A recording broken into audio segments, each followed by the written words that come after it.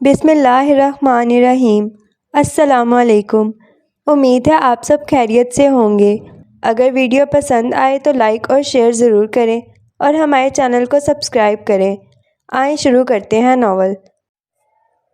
تم سب لوگ جا رہے ہو؟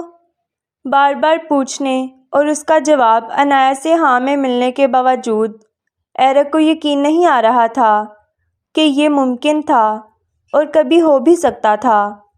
لیکن کیوں؟ اگلا سوال کرنے کا خیال اسے بڑی دیر بعد آیا تھا، حالانکہ عنایہ اس سوال سے پہلے اس کا بھی جواب دے چکی تھی۔ پاپا چاہتے ہیں ہم کچھ سال دادا دادی کے پاس رہیں، وہ اکیلے ہیں پاکستان میں۔ عنایہ نے ہمیشہ کی طرح بڑے تحمل سے اس کے سوال کا جواب ایک بار پھر دہرایا۔ چند سال؟ کتنے سال؟ ایرک بے حد پریشان تھا۔ پتہ نہیں، عنایہ نے جواب دیا، اور اسے واقعی اس سوال کا جواب نہیں پتہ تھا۔ لیکن یہ گھر کیوں چھوڑ رہے ہو تم لوگ؟ تمہارے فادر اور جبریل تو نہیں جا رہے؟ ایرک نے اسی انداز میں کہا تھا۔ بابا نیو یارک شفٹ ہو رہے ہیں، جبریل ویسے ہی یونیورسٹی میں ہے۔ اتنا بڑا گھر ہماری ضرورت نہیں رہا اب، عنایہ نے دہرایا۔ لیکن تم پریشان مت ہو، ہم لوگ امریکہ تو آتے جاتے رہیں گے، اور تم پاکستان آ سکتے ہو جب بھی تمہارا دل چاہے۔ عنایہ کو اندازہ تھا اس کی اپنی فیملی کے ساتھ جذباتی وابستگی کا۔ وہ ان کے بغیر اکیلا رہ جانے والا تھا۔ وہ دونوں اس وقت اسکول کے گراؤنڈ کے ایک بینچ پر بریک کے دوران بیٹھے ہوئے تھے۔ ایرک نے اس کی باتوں کے جواب میں کچھ بھی نہیں کہا۔ وہ بس خاموش بیٹھا رہا تھا، یوں جیسے صدمے کو سہنے کی کوشش کر رہا ہو جو عنایہ کے انکشاف نے اسے دیا تھا۔ کیا میں تم لوگوں کے ساتھ نہیں جا سکتا؟ ایک لمبی خاموشی کے بعد ایرک نے بالآخر اس سے پوچھا۔ اس سوال نے عنایہ کو مشکل میں ڈال دیا۔ جواب وہ جانتی تھی لیکن دے نہیں سکتی تھی۔ تمہاری ممی اور فیملی کو تمہاری ضرورت ہے، تم انہیں چھوڑ کر ہمارے ساتھ کیسے جا سکتے ہو؟ عنایہ نے اپنے انکار کو بے حد مناسب الفاظ میں اس تک پہنچایا تھا۔ ممی کو کوئی اعتراض نہیں ہوگا، میں ان سے اجازت لے سکتا ہوں۔ کیا آپ لوگ مجھے اپنے ساتھ رکھ سکتے ہیں؟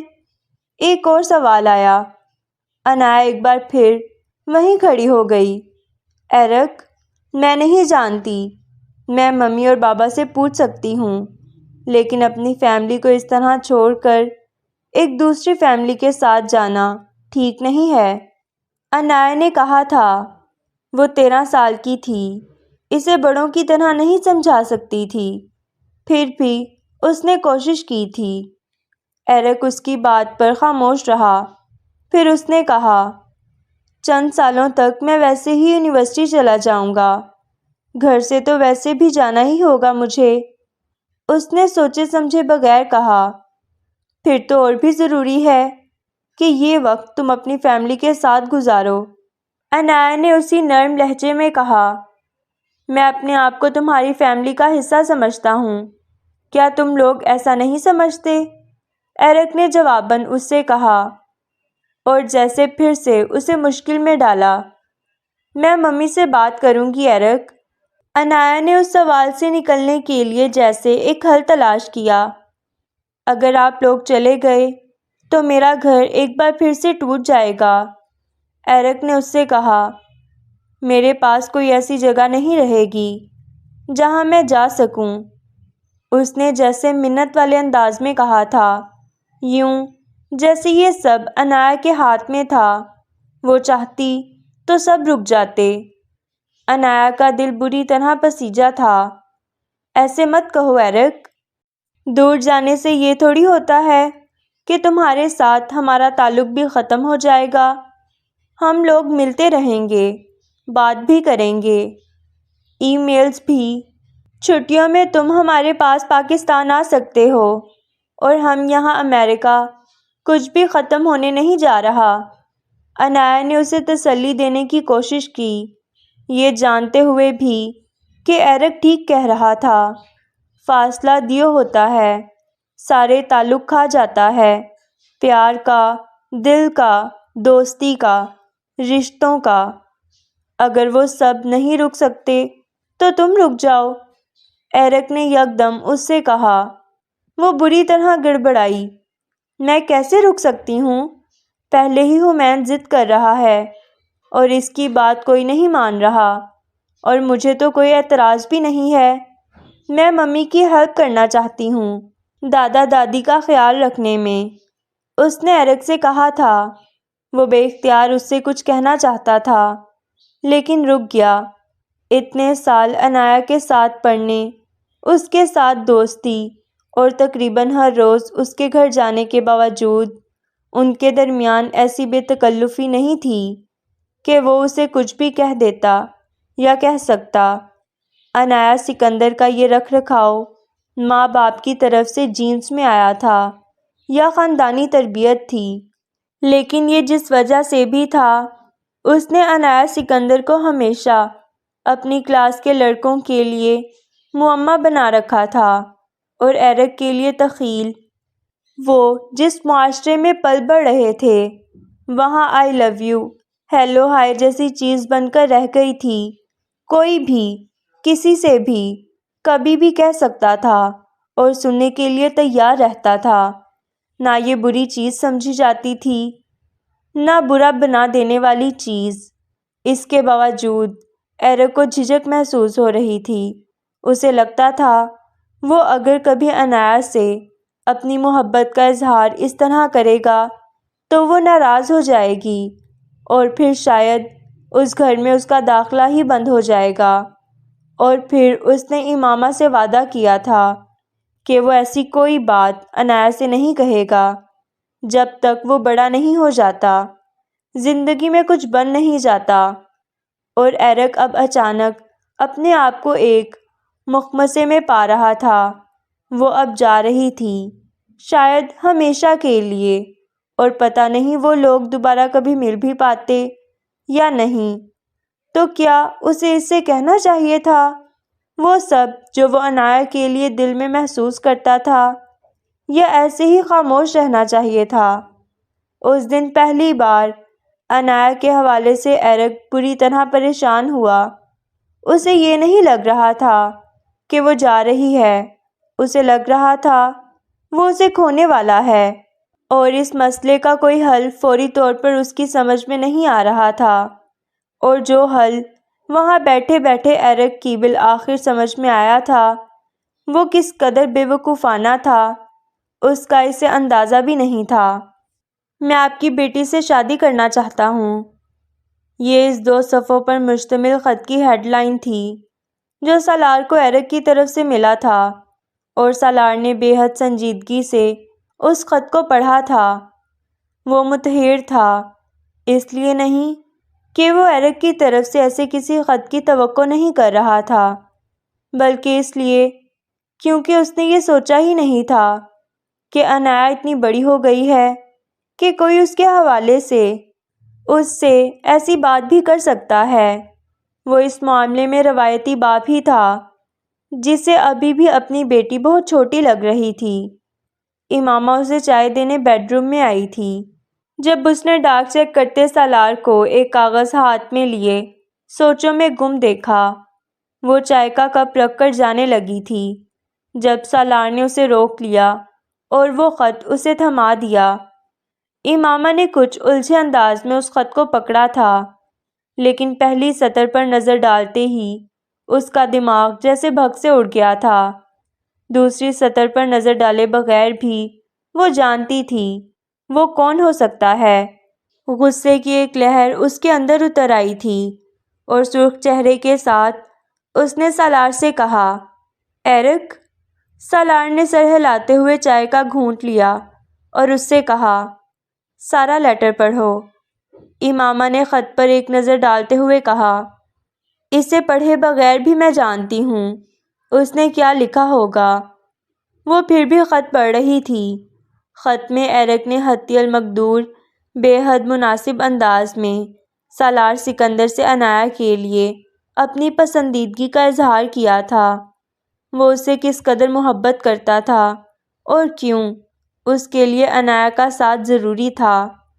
پھر اس نے سالار کو بتایا تھا کہ وہ اس کے لیے کیا کیا کر سکتا ہے اور عنایا کو وہ کتنا خوش رکھے گا۔ وہ خط اس کی اپنی بیٹی کے حوالے سے نہ لکھا گیا ہوتا تو سالار اس خط کو پڑھ کر محظوظ ہوتا، ہنستا اور شاید ایرک سے چھیڑ چھاڑ بھی کرتا، لیکن وہ اس کی اپنی بیٹی کے حوالے سے تھا۔ بچکانا ہوتے ہوئے بھی یہ مسئلہ بچکانا نہیں رہا تھا۔ عنایا پسند کرتی ہے ایرک کو؟ جو پہلا خیال سالار کے ذہن میں آیا تھا وہ اب یہ آیا تھا۔ تم کیسی باتیں کرتے ہو سالار؟ عنایا بیچاری کو پتہ تک نہیں ہے کہ یہ کیا خیالی پلاؤ پکاتا رہتا ہے۔ اگر ایسی کوئی بات ہوتی تو وہ مجھ سے کہتی۔ ایرک ایک فیملی فرینڈ ہے، بوائے فرینڈ نہیں ہے۔ امامہ نے بے حد ناگواری سے اس کے سوال کو بالکل رد کرتے ہوئے جواب دیا۔ یہ ضروری نہیں ہے امامہ کہ ہمیں اپنی اولاد کے دل کی ہر بات پتہ ہو۔ امامہ نے اس کی بات کاٹ دی اور کہا، مجھے ہے۔ وہ ہنس پڑا۔ میں دن رات اس کے ساتھ رہتی ہوں سالار، تم نہیں رہتے۔ تم باپ ہو، اولاد کو اور طرح جانتے ہو۔ میں ماں ہوں، ان کو اور طرح دیکھتی ہوں۔ اس نے سالار کے ہنسنے پر جیسے وضاحت کی تھی، تم ٹھیک کہہ رہی ہو۔ اس کے باوجود یہ ضروری نہیں ہے کہ 24 گھنٹے بھی اگر اولاد کو نظروں کے سامنے رکھا جائے تو ان کے دلوں کو جانا جا سکے۔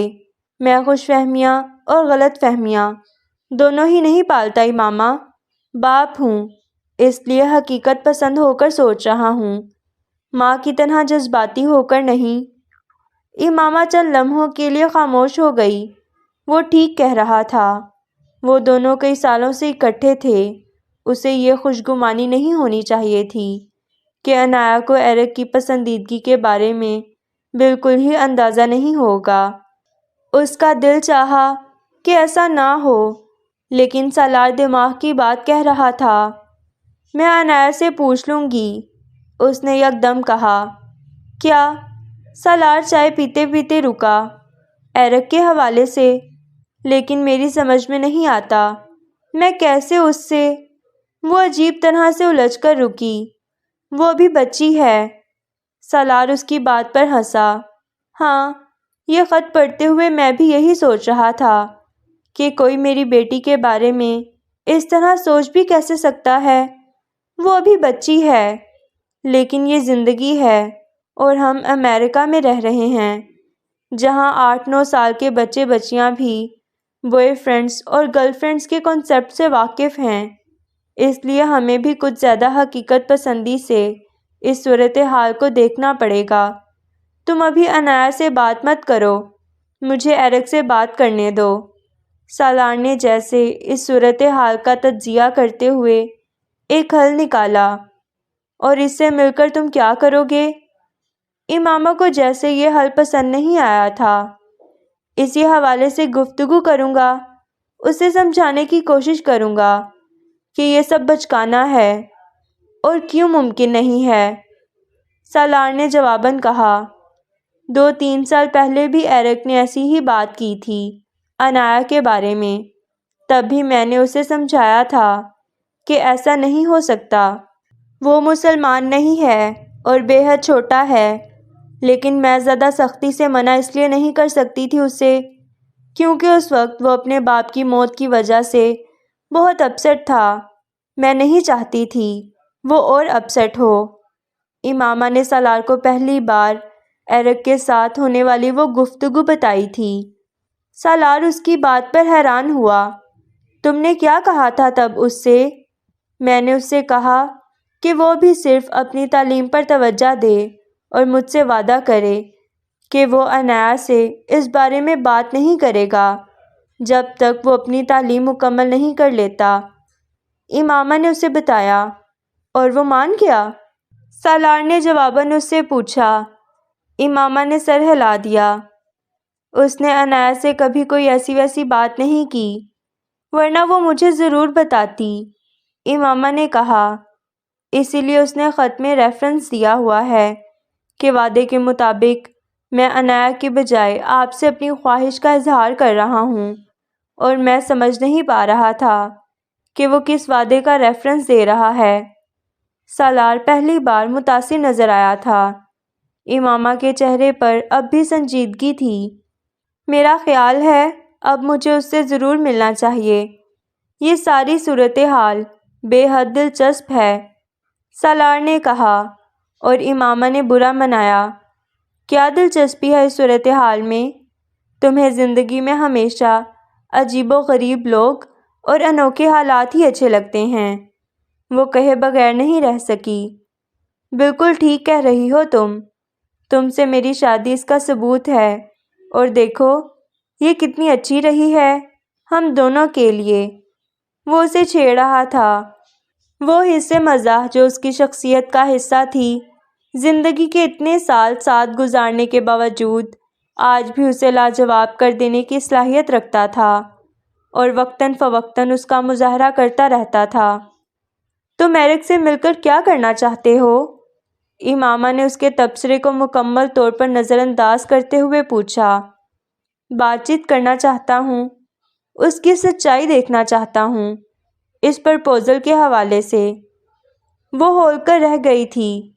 کیا مطلب ہے تمہارا سالار؟ تم ایک 13 سال کے بچے کے پرپوزل کی بات کر رہے ہو، ایک غیر مسلم کی، اور تم اپنی بیٹی کے لیے اسے کنسیڈر کرنے کی بات کر رہے ہو۔ تمہارا دماغ تو ٹھیک ہے نا؟ یہ مذاق نہیں ہے۔ امامہ نے بے حد خفا ہو کر اس سے کہا تھا۔ ہاں، میں جانتا ہوں، یہ مذاق نہیں ہے۔ وہ 13 سال کا بچہ ہے، میں یہ بھی جانتا ہوں۔ غیر مسلم ہے، یہ بھی میں جانتا ہوں، لیکن وہ 13 سال کا بچہ اگر 10-11 سال کی عمر میں بھی یہی پرپوزل دیتا ہے اور اپنے وعدے کی پاسداری کر رہا ہے تو پھر اسے غیر سنجیدگی سے نہیں لے سکتا۔ سالار اب سنجیدہ ہو گیا تھا۔ امامہ بے یقینی سے اس کا چہرہ دیکھتی رہی۔ تم عنایا کے لیے اسے کنسیڈر نہیں کر سکتے۔ ڈونٹ ٹیل می کہ تم ایسا کر رہے ہو۔ میں صرف اس ایک آپشن کو دیکھ رہا ہوں جو زندگی میں پہلی بار میری بیٹی کے حوالے سے آیا ہے، سالار نے جواباً کہا تھا۔ سالار، میں کسی غیر مسلم کا آپشن اپنی بیٹی کے لیے کنسیڈر نہیں کروں گی، امامہ نے دو ٹوک انداز میں اس سے کہا۔ مذاق میں بھی نہیں، سالار نے اس کے چہرے کو بغور دیکھتے ہوئے کہا تھا۔ کسی غیر مسلم کا آپشن میں بھی کنسیڈر نہیں کروں گا، لیکن کسی ایسے غیر مسلم کا ضرور کروں گا جو مسلمان ہونے کی خواہش اور ارادہ رکھتا ہو، اس نے بھی اسی انداز میں کہا۔ میں اس آپشن کو بھی کنسیڈر نہیں کروں گی۔ میں نہ آئیڈیسٹ ہوں، نہ فینٹیسی پر یقین رکھتی ہوں۔ میں اپنی بیٹی کو کسی مشکل صورتحال میں نہیں ڈالوں گی، ایسے کسی ممکنہ رشتے کے ذریعے، امامہ نے اس کی بات کے جواب میں کہا۔ ہم رسک دوسروں کے لیے لے سکتے ہیں، دوسروں کو نصیحتیں بھی کر سکتے ہیں، اور دوسروں کو ایسے بڑے کاموں پر اکسا بھی سکتے ہیں اور ان کی حوصلہ افزائی بھی کر سکتے ہیں، لیکن یہ سب چیزیں اپنے بچوں کے لیے ہم نہیں چاہ سکتے۔ وہ کہتی گئی، میں نے تم سے شادی کر کے ایک رسک لیا تھا امامہ، مجھے بھی بہت روکا گیا تھا، بہت سارے وہم میرے دل میں بھی ڈالنے کی کوشش کی گئی تھی۔ دنیا میں لوگ ایسے رسک لینے پڑتے ہیں، سالار نے جواباً اس سے جو کہا، اس نے امامہ کی زبان سے سارے لفظ چھین کر اسے جیسے گونگا کر دیا تھا۔ وہ بالکل ٹھیک کہہ رہا تھا، لیکن اسے ایرک کے ساتھ اپنا موازنہ اور اس انداز میں اچھا نہیں لگا تھا۔ ایرک اور مجھ میں بہت فرق ہے، مذہب میں فرق ہوگا لیکن کلچر میں نہیں۔ ہم ہمسائے تھے، ایک جیسے خاندانوں سے تعلق رکھتے تھے، بچپن سے ایک دوسرے کو جانتے تھے۔ وہ اپنے دفاع میں پرجوش دلائل دیتے دیتے ایک دم اپنا جوش کھوتی چلی گئی۔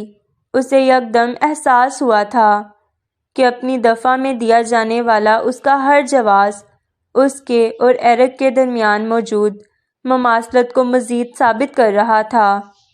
میں ایرک کے آپشن پر غور نہیں کر رہا، عبداللہ کے آپشن پر کر رہا ہوں۔ 13 سال کی عمر میں اپنی بیٹی کی کسی سے شادی نہیں کروں گا، لیکن اگر 13 سال کی عمر میں بھی میری بیٹی کی وجہ سے کوئی میرے دین کی طرف راغب ہو رہا ہے تو میں صرف اس لیے اسے رد نہیں کروں گا کہ یہ میری غیرت اور معاشرتی روایات پر ضرب کے برابر ہے۔ مجھے معاشرے کو نہیں، اللہ کو منہ دکھانا ہے۔ سالار نے جیسے ختم کرنے والے انداز میں بات کی تھی۔ امامہ قائل ہوئی یا نہیں، لیکن خاموش ہو گئی تھی۔ اس کی بات غلط نہیں تھی، لیکن سالار کی بھی درست تھی۔ وہ دونوں اپنے تناظر میں سوچ رہے تھے اور دوسرے کے نظریے کو بھی سمجھ رہے تھے۔ وہ پہلا موقع تھا جب امامہ نے شکر ادا کیا تھا کہ وہ پاکستان جا رہے ہیں۔ عنایا اور ایرک ایک دوسرے سے دور ہو جاتے تو اس کے خیال میں ایرک کے سر سے عنایا کا بھوت بھی اتر جاتا۔ سالار کے برعکس وہ اب بھی یہ ماننے پر تیار نہیں تھی کہ ایرک کی اسلام اور عنایا میں دلچسپی ہو سکتی ہے۔ اسے یقین تھا 13 سال کا وہ بچہ 24-25 سال کا ہوتے ہوئے زندگی کے بہت سارے نشیب و فراز سے گزرتا اور زندگی کی رنگینیوں سے بھی متعارف ہوتا۔ پھر سالار سکندر کا خاندان اور اس خاندان کی ایک لڑکی عنایا سکندر، ایرک عبداللہ کو کہاں یاد رہتی، اور اتنی یاد کہ وہ اس کے لیے اپنا مذہب چھوڑ کر اس کے پیچھے آتا۔ امامہ اس بات پر بھی اللہ تعالیٰ کی شکر گزار تھی کہ وہ سب کچھ یک طرفہ تھا۔ اگر عنایا اس کا حصہ ہوتی تو اس کی پریشانی اس سے سوا ہوتی۔ ممی، ایرک ہمارے ساتھ پاکستان جانا چاہتا ہے۔ کچن میں کام کرتی امامہ ٹھٹک گئی۔ عنایا اس کے ساتھ کچن میں ہاتھ بٹا رہی تھی جب اس کے ساتھ کام کرتے کرتے اس نے اچانک امامہ سے کہا۔ امامہ نے گردن موڑ کر اس کا چہرہ بغور دیکھا تھا۔ عنایا اس کی طرف متوجہ نہیں تھی، وہ ڈش واشر میں برتن رکھ رہی تھی۔ تمہیں پتہ ہے ایرک نے تمہارے پاپا کو خط لکھا ہے؟ امامہ نے کریدنے والے انداز میں یکدم عنایا سے کہا۔ وہ کچھ گلاس رکھتے ہوئے چونکی اور ماں کو دیکھنے لگی۔ پھر اس نے کہا، اس نے پاپا سے بھی یہی بات کی ہوگی۔ وہ بہت اپسیٹ ہے، چند دنوں سے ہر روز مجھ سے ریکویسٹ کر رہا ہے کہ یا تو اس کو بھی ساتھ لے جاؤں یا پھر خود بھی یہیں رہ جاؤں۔ اس کی بیٹی نے بے حد سادگی سے اس سے کہا تھا۔ وہ اب دوبارہ برتن رکھنے میں مصروف ہو گئی تھی۔ امامہ اپنے جس خدشے کی تصدیق کرنا چاہ رہی تھی، اس کی تصدیق نہ ہونے پر اس نے جیسے شکر کیا تھا۔ وہ خط کے مندرجات سے واقف نہیں تھی۔ مجھے ایرک پر ترس آتا ہے، عنایا نے ڈش واشر بند کرتے ہوئے اس سے کہا۔ امامہ نے کچن کیبنٹ بند کرتے ہوئے ایک بار پھر اسے دیکھا۔ عنایا کے چہرے پر ہمدردی تھی اور ہمدردی کے علاوہ اور کوئی تاثر نہیں تھا، اور اس وقت امامہ کو اس ہمدردی سے بھی ڈر لگا تھا۔ کیوں ترس آتا ہے؟ امامہ نے کہا۔ کیونکہ وہ بہت اکیلا ہے، عنایا نے جواباً کہا۔ خیر، ایسی کوئی بات نہیں ہے، اس کی فیملی ہے، ممی، بہن، بھائی، دوست، پھر اکیلا کہاں ہے؟ لیکن ممی، وہ ان سب سے اس طرح کلوز تو نہیں ہے جس طرح ہم سے ہے۔ عنایا نے اس کا دفاع کیا۔ تو یہ اس کا قصور ہے، وہ گھر میں سب سے بڑا ہے، اسے اپنے چھوٹے بہن بھائیوں کا خود خیال رکھنا چاہیے۔ امامہ نے جیسے ایرک کو قصوروار ٹھہرانے کی کوشش کی۔ اگر جبریل اپنی فیملی کے بجائے کسی دوسرے کی فیملی کے ساتھ اس طرح اٹیچ ہو کر یہ محسوس کرنے لگے کہ وہ اکیلا ہے تو تمہیں کیسا لگے گا؟ امامہ نے جیسے اسے ایک بے حد مشکل سوال حل کرنے کے لیے دے دیا تھا۔ عنایا کچھ دیر کے لیے واقعی بول نہیں پائی۔ پھر اس نے بے حد مدھم آواز میں کہا، ممی، ہر ایک جبریل کی طرح خوش قسمت نہیں ہوتا۔ امامہ کو اس کا جملہ عجیب طرح سے چبھا۔ اس کی بیٹی نے شاید زندگی میں پہلی بار کسی دوسرے شخص کے بارے میں اپنی ماں کی رائے سے اتفاق نہ کرتے ہوئے جیسے اس کا دفع کرنے کی کوشش کی تھی، اور اس کوشش نے امامہ کو پریشان کیا تھا۔ ایرک چھوٹا بچہ نہیں ہے عنایا، امامہ نے کچھ تیز آواز میں اس سے کہا۔ وہ 13 سال کا ہے، اس نے اپنے لفظوں پر زور دیتے ہوئے کہا۔ عنایا نے حیران ہو کر ماں کا چہرہ دیکھا۔ اس کی سمجھ میں نہیں آیا کہ اس جملے کا مطلب کیا ہے۔ واحد چیز جو عنایا اخذ کر پائی تھی وہ یہ تھی کہ اس کی ماں کو اس وقت ایرک کا تذکرہ اور اس کی زبان سے اچھا نہیں لگا تھا۔ لیکن یہ بھی حیران کن بات تھی کیونکہ ایرک کا ذکر ان کے گھر میں اکثر ہوتا تھا۔ ممی، کیا میں ایرک کا خط پڑھ سکتی ہوں؟ غیر متوقع طور پر عنایا نے فرمائش کی تھی، جبکہ امامہ سمجھ رہی تھی وہ پچھتا رہی تھی۔ حمین نے پڑھا ہوگا وہ خط۔ ایرک اسے ایک خط پڑھا رہا تھا۔ میرا خیال ہے یہ وہی خط ہوگا۔ عنایا نے کچن سے نکلتے ہوئے اس کے اوپر جیسے بجلی گرائی تھی۔ حمین نے؟ امامہ کو یقین نہیں آیا۔ ہاں، میں نے ایرک اور اسے ساتھ بیٹھے کوئی کاغذ پڑھتے دیکھا تھا۔